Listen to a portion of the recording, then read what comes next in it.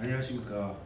2021년도 부산광역시 비영리 민간단체 공익활동 지원사업의 일환으로 장애인 문예창작 아카데미 사람의 향기로 제14강을 시작하겠습니다.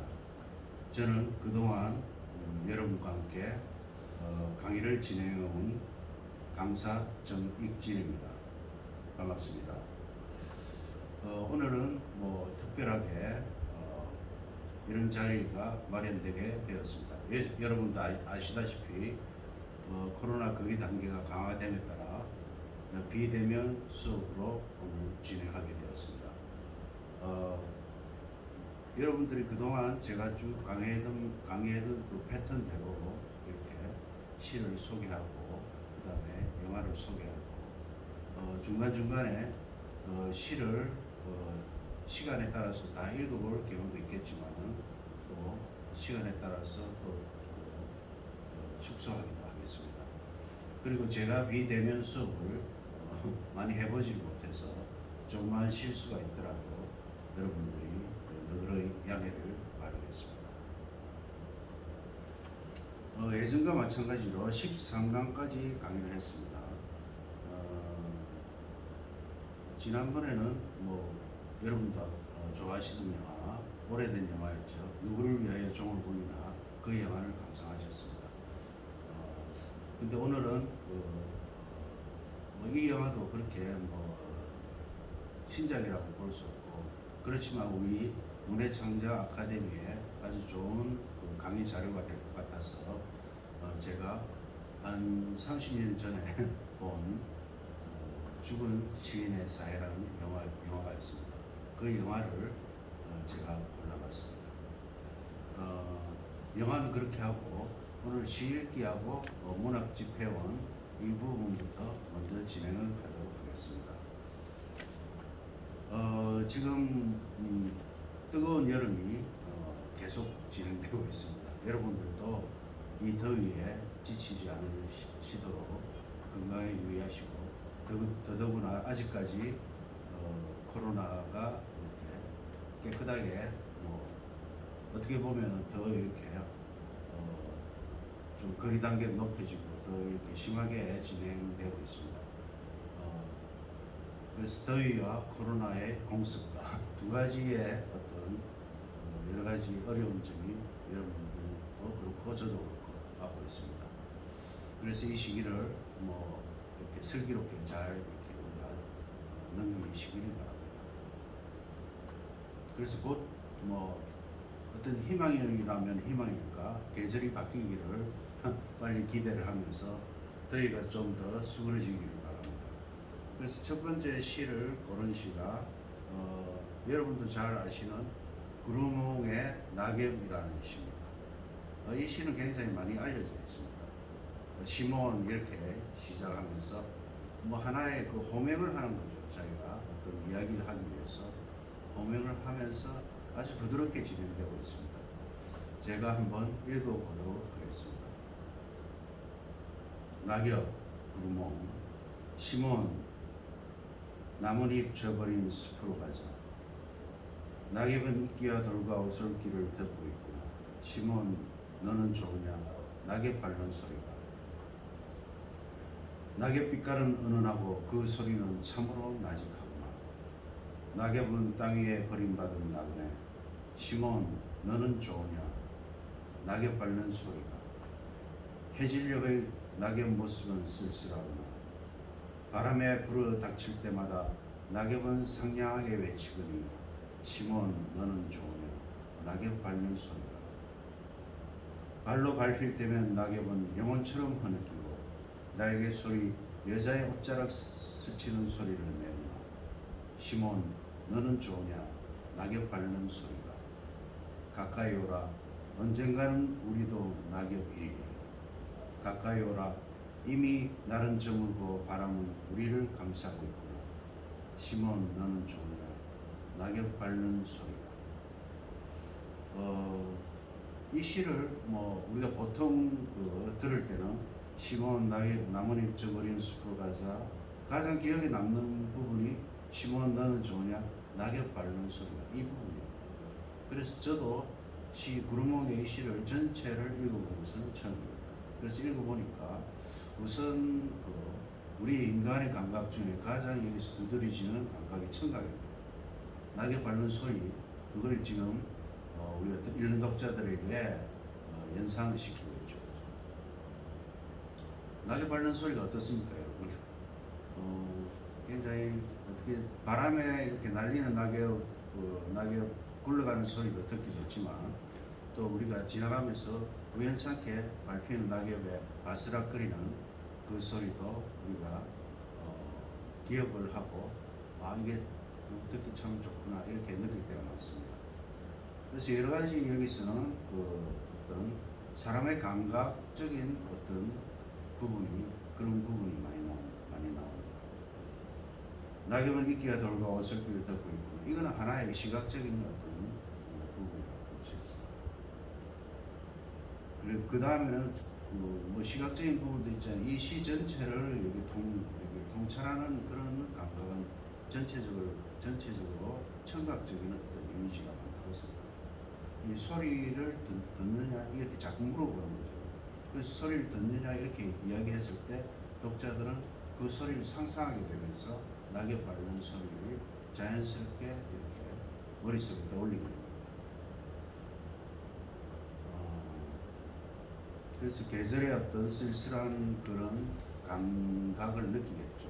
여기서는 이 시에서는 특별하게 어떤 뭐 인생이 어떻게 이렇게 살아라 저렇게 살아라 이런 어떤 주제적인 어떤 그런 것보다는 하나의 낙엽 밟는 소리를 통해서 우리가 가을이 왔구나 그 가을의 정서를 느낄 수 있는 그런 부분을 강조하는 시인 같습니다. 마지막 부분 한 번 더 읽어볼게요. 시몬 너는 좋으냐? 낙엽 밟는 소리가 가까이 오라. 언젠가는 우리도 낙엽이니 가까이 오라. 이미 날은 저물고 바람은 우리를 감싸옵니다. 시간이 많지 않기 때문에 시는 또 다음 시간에 한번 보도록 하겠습니다. 이태수 시인의 옛 우물이라는 시입니다. 이 시는 제가 읽어봤는데 윤동주의 자아성하고 비슷한 시가 되겠습니다. 그러니까 자신에 대한 어떤 연민, 자신에 대한 어떤 그리움. 그 시도 역시 윤동주 시인의 시도 역시 우물을 내다보면서 자기 얼굴을 바라보면서 그렇게 시작되는 그런 시죠. 옛 우물, 나무 그림자에 명이는 우물에 작은 새가 그림자를 떨어뜨리고 희미한 낮달도 얼굴 비춰보고 한다. 이제 아무도 두레박질하지 않는 우물을 하늘은 언제나 내려갑니다. 내가 들여다보면 나무 그림자와 안 보이는 새 그림자와 지어진 낮달이 나를 쳐다본다. 흐르는 구름에 내 얼굴이 포개진다. 옛날 두레박으로 길어 마시던 눈물이 갬불을 흔들며 깨웁니다.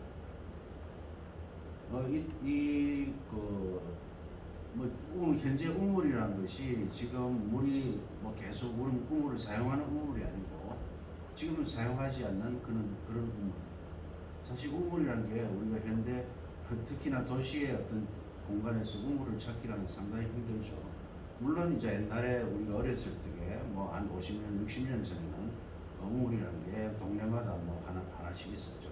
근데 이것도 지금은 전혀 우리가 볼 수 없는 하나의 유물 같은 그런 장소가 되었습니다. 그래서 이 우물이 지금 사용하지 않지만 우물도 나오지 않는 것 같습니다. 그냥 우물 위에 약간의 갯물에 그 물 수면에 반사되는 자기의 모습 혹은 지나가는 새라든지 지나가는 바람이라든지 이런 보이지 않는 그런 어떤 자연 현상들이 우물 위로 이렇게 스쳐 지나가는 그런 걸 묘사하고 있습니다. 그래서 예를 들어서 작은 새가 그림자를 떨어뜨리고 있다. 그럼 우리가 볼 수는 없지만 그것을 우리가 연상할 수는 있겠죠. 그래서 어떤 시간의 흐름도 우리가 느낄 수 있고 새 그림자와 지어진 낮달이 나를 쳐다본다.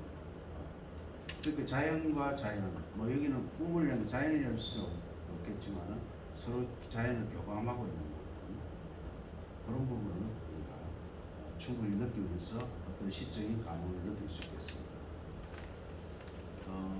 그 다음에는 좀 재밌는 시가 되겠습니다. 어떻게 보면 좀 철학적인 시라고 볼 수 있는데 그렇게 어렵지 않습니다만은 좀 생각할 부분이 많은 시죠. 장래 희망이라는 어떻게 보면 초등학생 글짓기 제목 같습니다. 윤지영 시인이 썼습니다. 나는 나 말고 무엇인가 되어야 한다고 나를 사랑하는 사람들이 말했다. 나로서는 충분하지 않고 다른 무언가 되어야 한다고 했다. 이제까지 나는 아무것도 아니었구나. 문 잠긴 초록대 문 앞에서 길고 아득한 골목 끝을 바라보다 혼자 깨달았다. 나는 나인데 나 말고 무엇이 왜 되어야 하는 걸까? 세상에는 없는 게 없고 세상에 없는 건 나뿐인데 나는 나 말고 무엇이 되어야 하는가? 내가 나 말고 무엇인가 되어야 한다면 나는 무엇이 될 수 있을까? 그날 오후 그 고모의 마지막 꽃들이 한꺼번에 지고 있었다.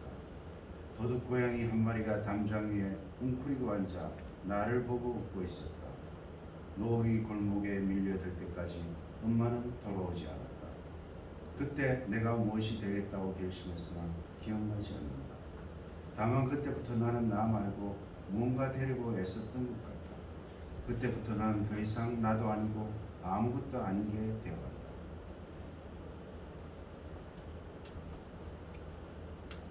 자, 장래 희망이라면은 우리가 초등학교 생각이 납니다. 너 커서 무엇이 될래? 이렇게 했을 때, 국회의원, 법률가, 의사, 심지어는 꿈이 큰 애는 대통령까지 이야기를 많이 합니다. 그리고 주로 이제 그렇게 물어보는 것은 어떤 구체적인 직업에 대해서 물어보는 것이고, 아주 구체적이죠. 무엇이 될 것이냐 했을 때, 주로 직업을 이야기해요. 물론 자기가 좋아하는 걸 계속 할 수도 있겠지만 또 부모님이 바라는 그런 부모님으로서 바라는 그 자식들에게 바라는 그런 장래 혹은 또 자기 자신이 스스로 생각했을 때 나의 미래가 어떻게 될 것인가 이 부분은 꼭 같지는 않다고 봅니다. 그래서 나 자신도 자꾸 주위에서 그렇게 이야기를 하니까 내가 뭐가 되긴 돼야 되겠는데 과연 무엇이 될 것인가 이런 것도 우리가 어렸을 때 많이 생각해 본 부분입니다. 근데 무엇이 될 때는 자기 자신은 그 인간사에서 우리가 온 우주에서 나라는 자신은 자기 혼자밖에 없는 거예요. 근데 주위에서는 어떻게 생각하면 자꾸 요구를 하죠. 네가 뭔가 돼야 되겠다. 뭔가 되어야 한다고. 어떻게 보면 이 시는 그런 어떤 사회적인 강요에 대한 어떤 약간의 어떤 조금의 어떤 말하자면 그 비판적인 시각을 담고 있는 게 아닌가. 왜 자연스럽게 나는 나 자신으로서 이렇게 살아가는 것뿐인데 자꾸 뭐가 되어라고 강요를 하느냐. 그런 부분에서 한번 생각해 볼 수 있겠습니다. 그러니까 사회가 강요하는 것에 대한 은근한 자기 불만이죠. 거기에 대한 어떤 아까 말씀드렸듯이 비판적인 시각을 담고 있습니다. 지금 시간이 몇 분 지났어요? 13분 됐습니다. 시간이 빨리 가는 것 같습니다. 저도 모르게. 그래서 조금 시를 한번 한두 편 정도 더 보고 문학 오늘의 영화에 대한 죽은 시인의 사회에 대한 이야기 말씀을 잠시 드리고 마무리하도록 하겠습니다. 문학 집필하는 시 중에 구부러진 길이라는 시가 있습니다. 이 시를 우선 한번 읽어보겠습니다. 이중관 시인이 썼습니다. 나는 구부러진 길이 좋다. 구부러진 길을 가면 나비의 밥그릇 같은 민들레를 만날 수도 있고 감자를 씹는 사람도 만날 수 있다. 날이 저물면 울타리 너머로 밥 먹으라고 부르는 어머니의 목소리도 들을 수 있다. 구부러진 하천에 물고기가 많이 모여 살듯이 들꽃도 많이 피고 별도 많이 뜨는 구부러진 길. 구부러진 길은 산을 품고 마을을 품고 구불구불 간다. 그 구부러진 길처럼 살아온 사람이 나는 또한 좋다. 반듯한 길을 쉽게 살아온 사람보다 흑투성이 감자처럼 울퉁불퉁 살아온 사람들의 구부러진 삶이 좋다. 구부러진 주름살에 가족을 품고 이웃을 품고 가는 구부러진 길 같은 사람이죠. 어떻게 생각하면 도시의 어떤 반듯하고 직선적인 그런 길과는 굉장히 대조적인 길이죠. 구부러진 길. 여기서 말하는 길은 우리가 말하는 어떤 자연이 살아 숨쉬는 공간, 자연을 포함하는, 자연을 품고 있는 그런 길입니다. 길이란 것은 모든 걸 담고 있죠. 그죠? 우리가 길을 가는 도중에 자연도 만날 수 있고, 뭐 산길이라든지 오솔길이라든지 들길이라든지, 그죠? 하지만은 도시에서 우리가 만나는 길은 직선의 길입니다. 뭐 이렇게 일부러 이렇게 뭐 이렇게 건축을 해서 휘어진 길도 있겠지만은 주로 만나는 그 어떤 사물들이 정해져 있죠. 그 어떤 빌딩이라든지 안 그러면 가게라든지 여러 가지 어떤 도시만이 가진 그런 인공적인 부분을 우리가 만날 수 있습니다. 그렇지만 자연스럽게 구부러진 길은 그야말로 자연을 포함하는 길입니다. 그렇게 시골길, 자연이 숨쉬는 길이죠. 그리고 자연이 머물고 자연이 숨쉬고 또 우리가 사람이 그 길을 가면서 굉장히 편안하게 자연의 아름다움을 충분히 만끽할 수 있는 그런 길이 되겠습니다. 그래서 구부러진 길 이야기를 하면서 여기서 보면은 들꽃도 많이 피고 별도 많이 피고 많이 뜨는 구부러진 길 이렇게 자연에 대해서 이야기하면서 그 구부러진 길처럼 살아온 사람이 난 또한 좋다 이렇게 얘기했습니다. 구부러진 길은 삶의 굴곡을 이야기하는 것입니다. 우리가 평탄하게 쉽게 살아온 사람도 있고 평탄한 길을 굉장히 자기가 고생을 안 하고 살아가는 사람도 많습니다. 그렇지만 인생의 어떤 굴곡진 그런 부분 같이 구부러진 길을 살아온 사람은 그만큼 삶에 대한 어떤 여러 가지 그 희로애락을 많이 느끼고 특히 어떤 삶의 고통을 삶의 상처를 이렇게 많이 접하고 살아온 사람 그런 분이 또 다른 사람에 대한 어떤 슬픔과 어떤 상처를 어루만질 수 있는 그런 사람이었습니다.